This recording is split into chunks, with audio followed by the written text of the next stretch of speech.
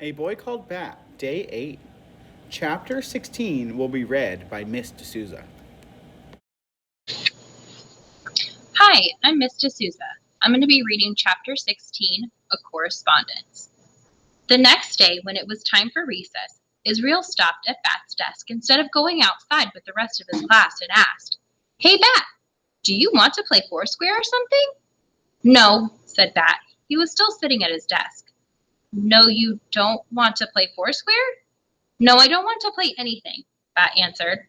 All the other kids had left the classroom, and Bat really wanted Israel to leave too, so he could talk to Mr. Grayson in private. But Israel kept standing there like he was waiting for something. "Well, do you want to go outside and just not play anything?" "No," Bat said, "I don't." Israel stood next to the desk for a moment, longer, sort of smiling, like he was waiting for Bat to say something more. But what could he be waiting for Bat to say? In his head, Bat ran through a list of things that he was supposed to remember to say to people. "Excuse me, I'm sorry, please, may I, thank you."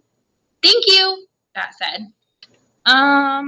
Okay, said Israel, and he shrugged, and then finally he left. After Israel was gone, Bat went up to Mr. Grayson's desk. Mr. Grayson had a stack of their current events assignments in front of him, and he was making correct comments on each one in a green felt-tipped pen. "Mr. Grayson," said Bat, "I need your help." Mr. Grayson put the cap on his pen and set it down. "I'm all ears," he said.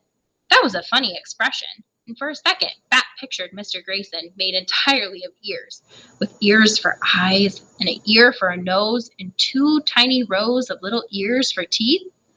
"Well," said Bat, "let me tell you about Thor." And then Bat told Mr. Grayson everything about the skunk kit, about how Mom had brought him home after his mother had died, about how he drank puppy formula because there is no skunk formula, and how he went to the bathroom, and how he needed to eat every 2 hours, and how when Mom first brought him home, he was almost all pink, but now his black fur was starting to grow in, and most of all, how Bat loved him. "He sounds pretty great," Mr. Grayson said. "Yes," said Bat, "he is more than pretty great. He is all the way great." "So how can I help you, Bat?" There's a world skunk expert named Dr. Jerry Drago, and I want to ask his advice about something. It's important." "Okay," said Mr. Grayson. He pushed the stack of papers to one side and pulled his laptop from his satchel. He opened it and logged on. That was one of the great things about Mr. Grayson. If you said you needed help, he just helped without a lot of annoying questions. "There's only one Dr. Jerry Drago," said Mr. Grayson. "He's a professor at a university. We can write him an email if you want. That's his email address right here." Could it really be that easy? Could Bat really just write the skunk expert? Bat liked to send emails. He sent emails every month to his grandmother who lived in Idaho because he hated talking on the phone. Emails gave you time to think. "Okay," said Bat. "What do you want it to say? I can type for you." Mr. Grayson clicked on his email icon and typed in the address. "That's all right," said Bat.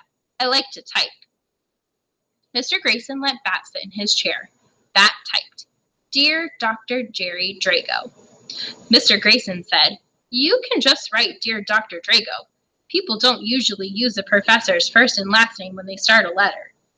"People don't usually have a name as cool as Dr. Jerry Drago," Bat said. Mr. Grayson laughed. "Can't argue with that," Bat went on. "My mom brought home a baby skunk. She is a vet, and she had to help him be born. His mother died, but he didn't have any diseases, and neither does he. His name is Thor. I want to keep him as a pet because I know I can be a good pet caretaker. Even if I can't keep him forever, I want to at least keep him until he goes back home to the wild, not give him to the skunk rescue people. Please write back and say I can so I can tell my mom that a world skunk expert says yes, then she will probably let me keep him. Is that okay? Asked Bat. Mr. Grayson didn't answer right away, so Bat turned and looked at him. Mr. Grayson's face was scrunched up like he was trying not to laugh, or maybe he was going to cry. Mr. Grayson, Bat asked, "What's wrong?" "Nothing is wrong, Bat. That's a very nice email." "I will be interested to hear what Dr. Drago says." "Me too," said Bat.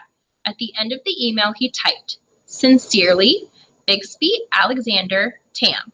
People call me Bat." Chapter 16 question.